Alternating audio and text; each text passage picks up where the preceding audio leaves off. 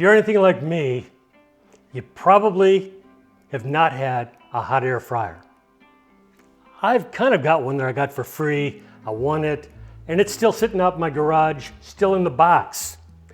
But I had a company send me one, and I did a review on it recently, and I kind of fell in love with it. But now I'm trying to figure out what can I do with this thing and what can't I do with it. So tonight I'm going to find out whether I can do a steak. Now this could be a little risky because whenever I do a steak video, there's a lot of people out there that watch me and they're very particular about the way they like their steak. So I'm leaving myself up to a lot of criticism by doing a steak in a hot air fryer. But let's see if it turns out. First, I've got these 2 strip steaks. I've had them out tempering for, a little over an hour. I salted them earlier. So you're not seeing me salt them. I salted them earlier. I'm probably showing you a video of that right now. Next, we're going to pat them dry. What that salt did was it brought moisture out in the steak, and then it gives the steak a chance to reabsorb a lot of that moisture and brings that salt back into the steak with it, which helps to tenderize and flavor it at the same time. Now, I'm also going to be using a meter probe thermometer with this thing. So I'm going to get that inserted right now. Be careful that it's in the meat. I have done these where it accidentally came out the bottom, so I'm going to have to double check that, and we're okay. So I've got that inserted in there. I'm going to add a little extra seasoning here. It's already been salted, but I'm going to add a little bit of pepper to this. And then also, I'm going to be using some of this Bearded Butcher Black. Now, some of you have seen me use this before. I love this stuff. So I'm going to get that on there nice and liberally, get it all pressed in. It's very important when you're doing stuff in the hot air fryer that you make sure it's not going to be flying around. So I want to make sure it's good and pressed into the steak.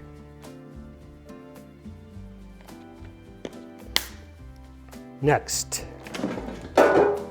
here's the tray, and I'm going to place the steaks right into the tray here. Let me show you how that's turning out. There's how they're placed in there. There, got your back, perfect. Okay, lose the glove, pop it in.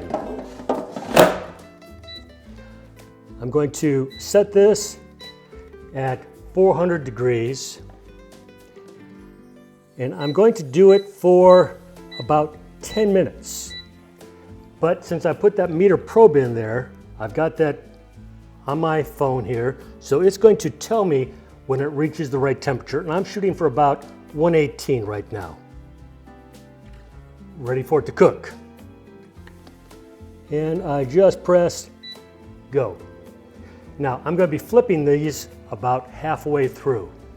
So we'll have a chance to see what it's like then. But when I pull this out, I could just cook it in here entirely, but it's not going to put a sear on it. So when I pull it out, I'm also going to put it onto a griddle, which I'm going to start preheating, and we're going to put that final sear on it, and then we'll see how it turns out.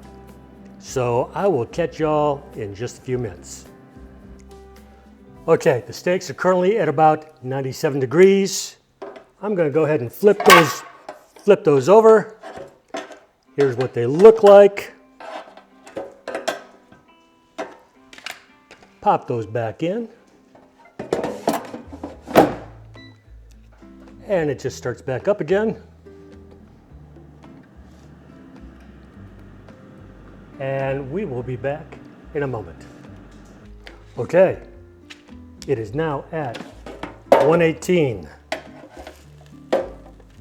Pulling them out.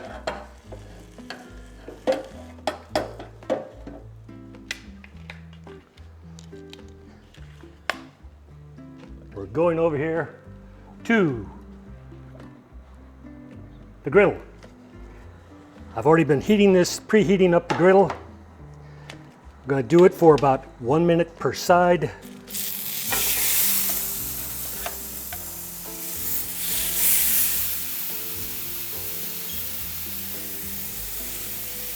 With my meter thermometer, I'm still able to judge the internal temperature, which currently is at about 123. I give it just a little bit of avocado oil here. Time to flip.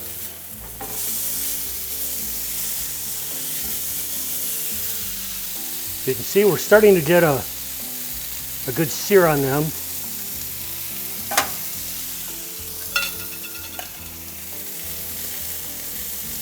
While I'm at it, I'll just put a little bit of ghee on here.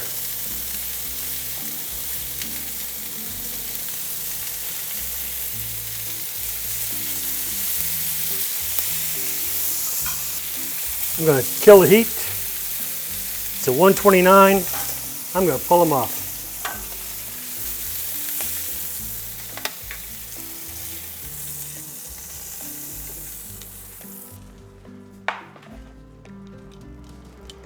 Now they're going to be resting for just a few moments. Okay, the steak has been resting for just a couple of moments. Time to tell, how did it turn out? It's cutting very nice. I think I probably could have pulled it off maybe a minute sooner or so, a couple of minutes sooner. But basically, it's coming out really well cooked, pretty well edge to edge, as you can probably see here. How's it taste?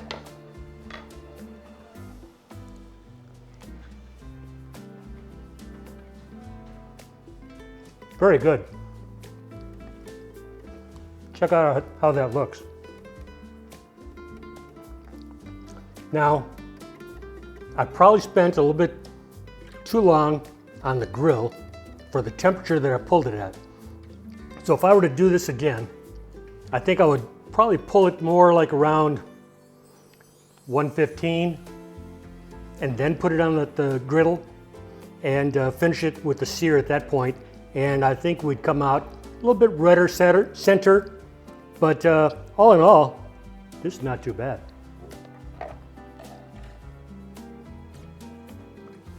Take another look at that. Okay, we've got to give this the Gunner test. Gunner, come here. Oh, good boy. What do you think? Gunner loves it. That's it. If you like it, give me a like down below, consider a subscription, and we will catch you next week. Bye-bye. Perfect.